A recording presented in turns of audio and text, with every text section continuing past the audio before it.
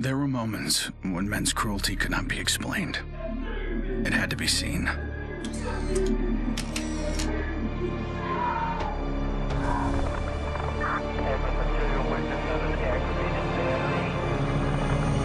The perfect shot pierced our numbness, sent up a flare to save the next generation. It said, "This is where we've been. Don't follow." Then there was no one left to heed the warning. The only one left to save was yourself. My earliest memory is war. It was a conflict so complex that it could never be resolved.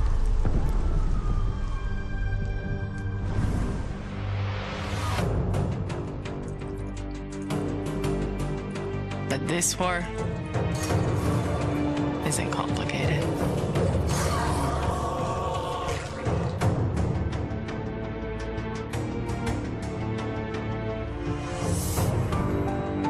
Death is still heartbreak.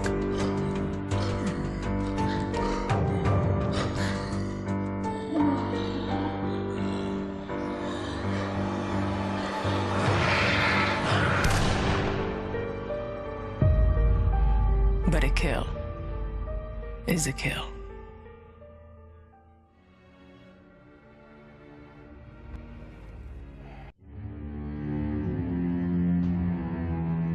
Don't play in the dirt, Ethan. Stop fighting, Ethan. Be polite, Ethan.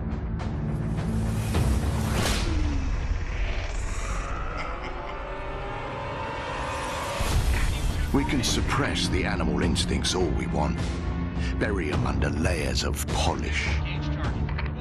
But they exist for a reason.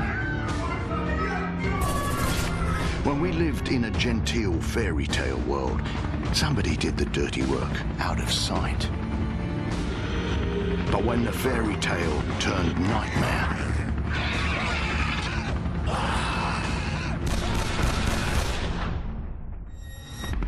those instincts were the only thing that kept us alive.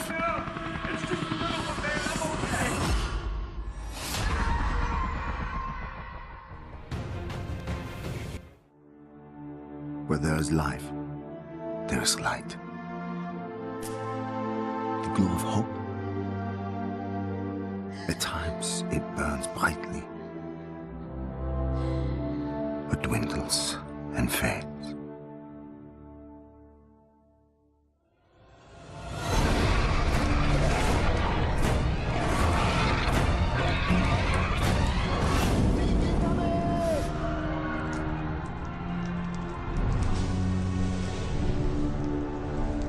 Once it is lit, we must never let it die.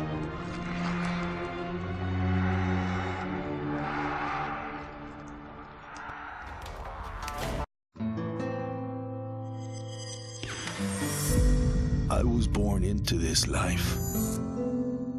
I suffered for it and reaped the rewards. I could tell you that I didn't want it, that I tried to get out. But I got no reason to lie anymore.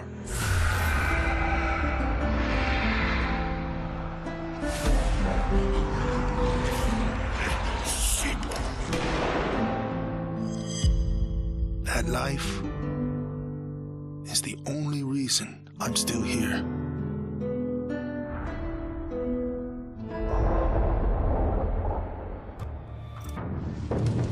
We're so small, really. Insignificant. In the grand scheme, one life means so little. You dedicate yourself to a principle. But in the end, it's out of your control.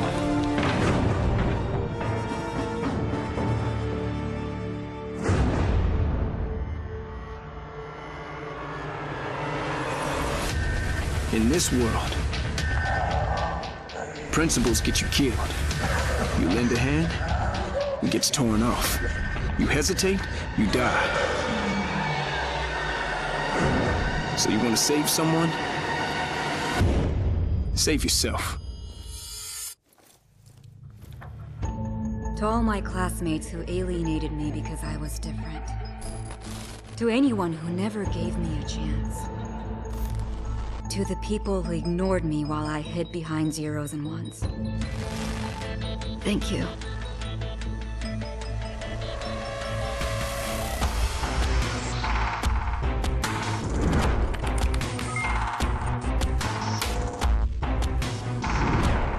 Without you, I would never have made it this far.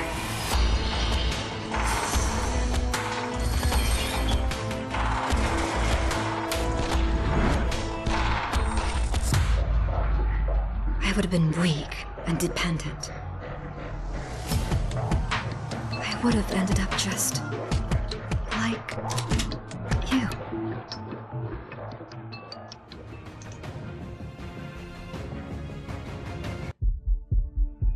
There's never a moment when you forget. It's there when you fall asleep and when you wake up. You keep going over the things you should have done. I should have stayed home that day. I should have held on.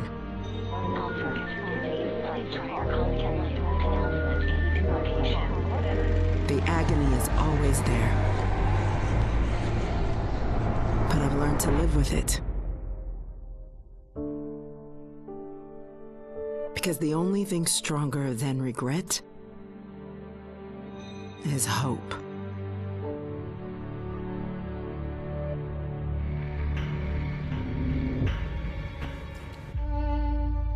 I was never afraid of Cachet the Deathless.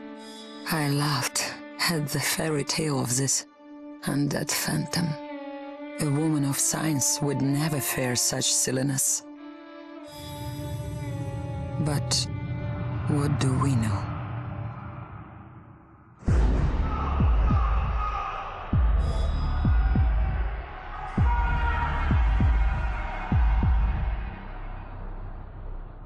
Science cannot explain what I've seen.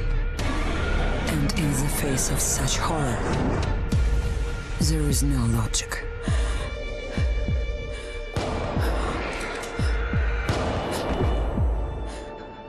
Only faith.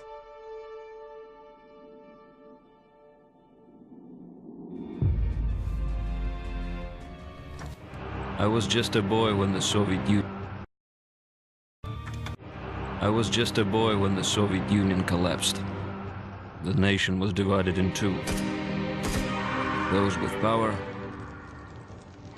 and those without. At 8 years old, I learned the price of weakness. And I vowed never to pay that price again. I became the strong man. I gathered wealth, influence, and power. But nature is indifferent to the hierarchy of men. Once more, she burned my world to ashes, leaving only bitterness and the rage I would need to survive.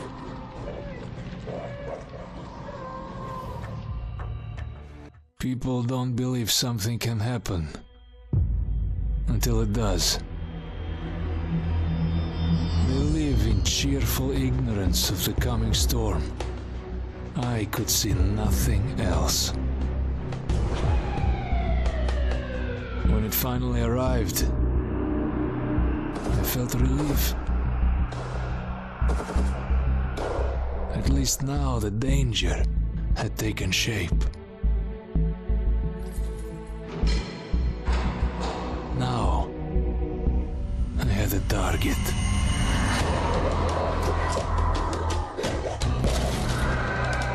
And I didn't have to fight alone.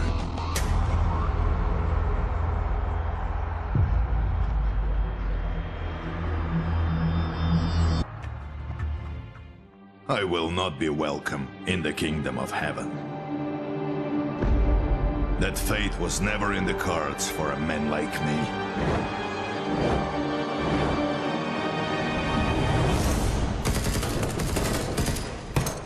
The Lord had other plans.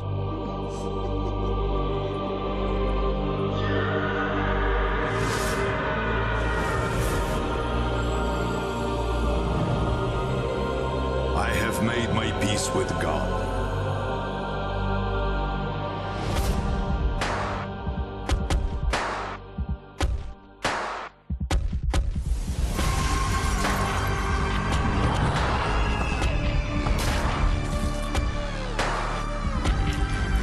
He is with me in this life. And that is enough.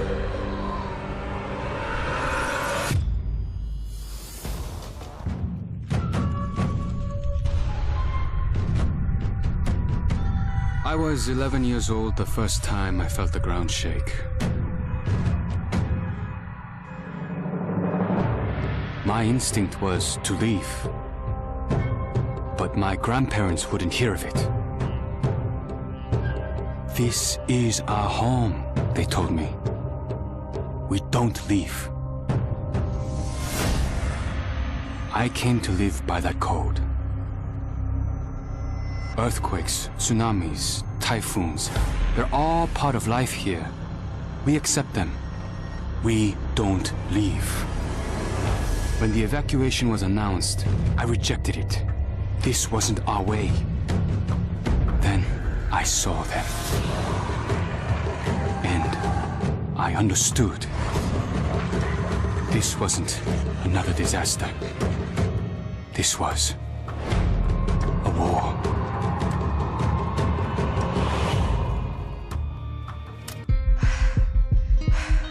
Nobody expected a 9-year-old girl from Tokyo to be fascinated by guns.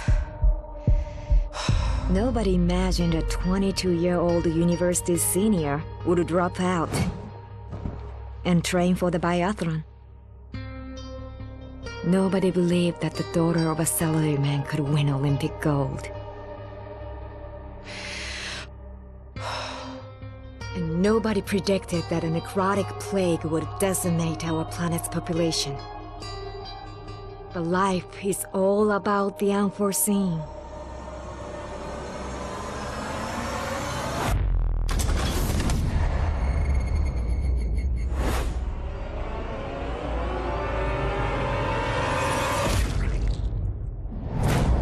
And nobody saw me coming either.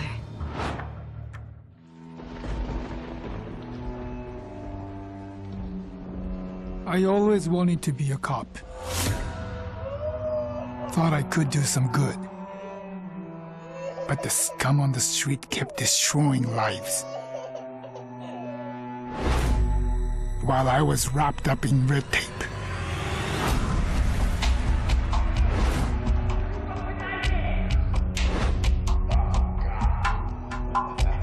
Shackled by senseless laws. The virus stripped all that away, left us to fend for ourselves. And finally, the chains were off.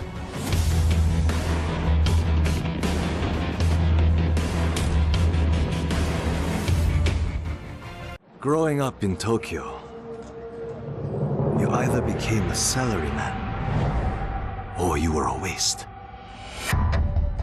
If you asked around, it's safe to say I was the latter. They said I lacked self-control, that I shamed my family. So my father sent me off to relatives in the States. Turns out, Americans care a lot more about earnings than honor. Which worked out fine, until the Zeke showed up.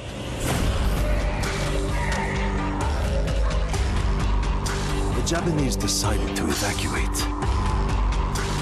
They didn't have the firepower to fight. But I had special skills. So when everyone else was leaving, I went home.